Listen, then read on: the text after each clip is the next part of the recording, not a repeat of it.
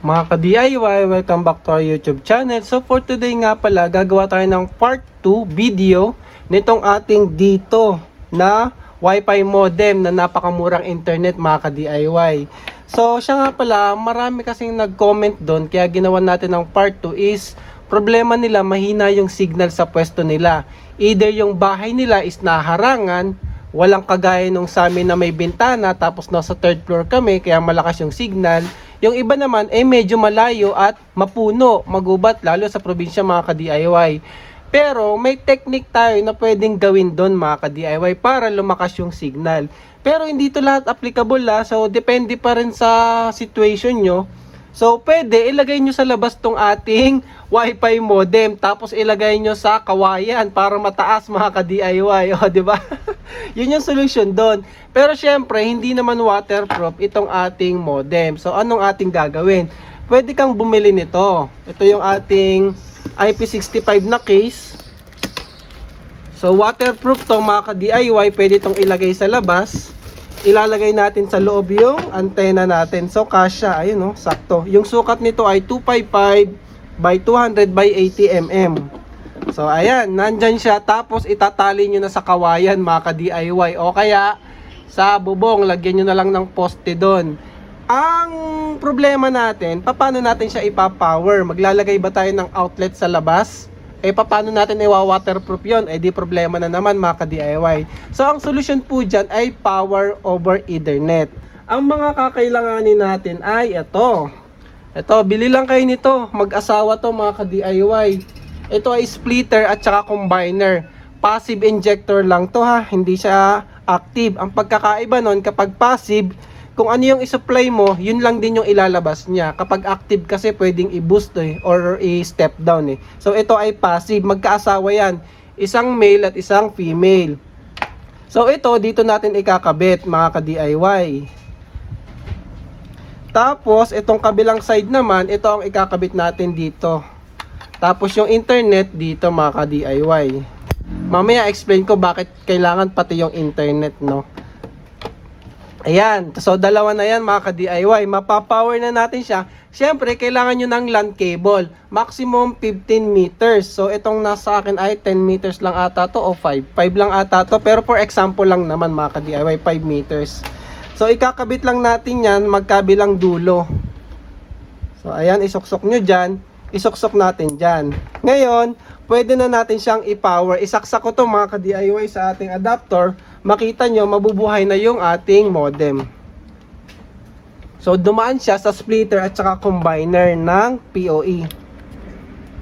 So, ayun So, nabuhay na yung ating, nakikita nyo ba? May ilaw.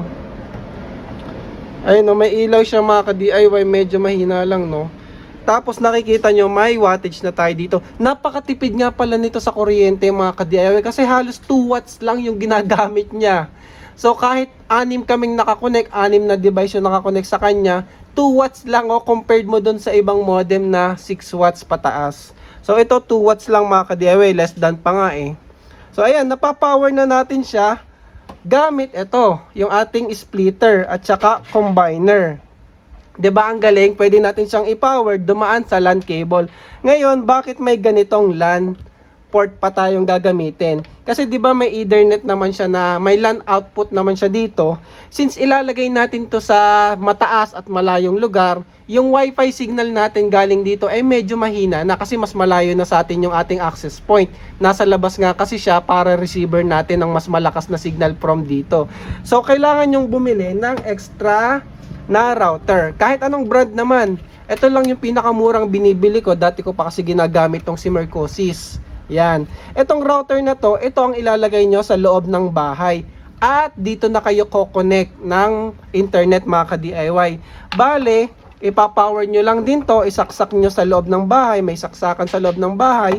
And then ito, ikabit nyo lang dito sa 1. Kung nakikita nyo yung 1, dyan nyo siya, kasi yan yung source niya ng internet, dyan nyo ikakabit yung kabila nito nung splitter natin. Kumbaga yung internet niya galing na doon sa modem natin na nasa labas. So ganyan yung ating setup mga ka-DIY. So sa loob ng bahay, andito yung dalawang adapter natin. So nakasaksak parehas yan. Isa magpa-power ng ating modem papunta dito sa splitter. Hello, Maki DIY, subscribe! Oh, ayan na, subscribe na daw kayo, sabi ni Kid DIY. Isa is papunta para i-combine dun sa ating LAN cable at isa naman magpa-power dito sa ating router. And then LAN cable, ayan, mahaba yan, palabas na yan ng bahay. And then papunta dun sa ating outdoor box, andun yung ating access point or receiver na dito modem mga ka-DIY. So, example natin, ilagay ko sa box tapos i-set up ko dito sa may aircon sa labas mga ka-DIY para makita nyo yung actual. So, ganyan lang yung setup niya ha. Kailangan nyo lang combiner at splitter ng PoE, LAN cable, at extra router. So, ito nga pala, mabibili ito sa Shopee, 800. So, LAN cable, mura lang yan. Itong splitter, mura lang din. Less than 100 ko ata ito nabili. Dalawang pares na. So, may sobra pa. So, ayun oh, buhay siya. May internet tayo dito sa ating router na to. So, ayun, i-set up ko and then ipakita ko sa inyo mga ka-DIY. So, ayan yung box natin mga ka-DIY. Outdoor box. Ito na siya, binutasan ko lang para ilusot lang yung LAN cable. Ayan. Ito yung sa ilalim para hindi siya papasukan ng tubig. Tapos, isasaksak na natin to and then kubera natin. And then, ilalagay ko na dun sa taas, sa may third floor, sa may rooftop para makita nyo mga ka-DIY. So ayan mga ka-DIY, andito tayo sa rooftop kung saan ako nagbibideo minsan. Ayun yung ating dito cell site. Ayun o, nasa tapat lang. So ngayon may LOS na tayo. Ayun yung antena natin mga ka-DIY oh. Dito ko siya kinabit. So ayan oh. So sa inyo, kung wala kayong pagkakabitan na ganyan, pwede nyong ilagay sa post o kaya sa probinsya nga, kawayan mga ka-DIY. Basta maximum 15 meters ha. So ayan siya. So tingnan natin gaano nakalakas yung ating signal sa loob.